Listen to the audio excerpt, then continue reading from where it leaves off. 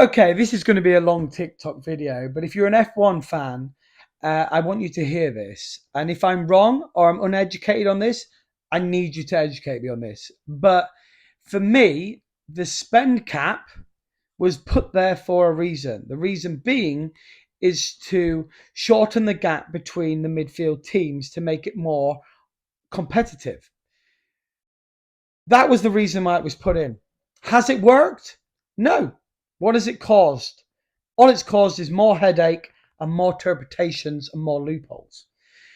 Why hasn't it worked? They are the big questions. The big question is, why has it not worked when it should, by theory, work, but it hasn't?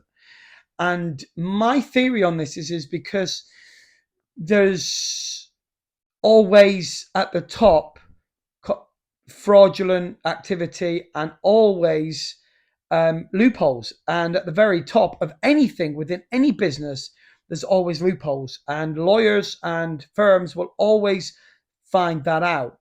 Now, I know that the FIA meant the best in the world for this. Like, we all wanted this. We all wanted this. When it first announced, we wanted it.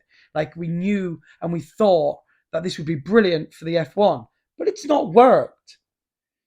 It's not worked. All it's created is more of a headache, more of conversation, more of speculation, more hatred towards the fans between who supports who, and that, which then will create the sport to be more football than Formula One. I get they meant well, but it's not worked. Now, they've got to be very careful on how they do this, because the general public are not daft. I mean, a lot of people are, and maybe I am at times. But the the way it is, if Red Bull get away with it, then for me it's going to do one of two things.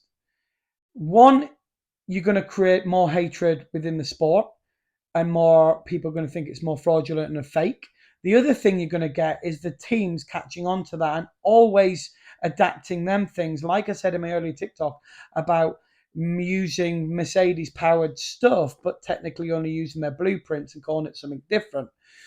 That's the other thing that the teams will do. And for me, the whole reason why that was there was to bring the teams closer. Now, this grid has never been like this before. You've got so many young drivers that have the potential to win championships, but that aren't, because this gap has not made any difference. You've got to ask yourself why. Why has it not made a difference when on paper it should? Now, that's the real question. This is not about Mercedes, Red Bull. This is about genuine support. I want you to tell me why it hasn't made a difference.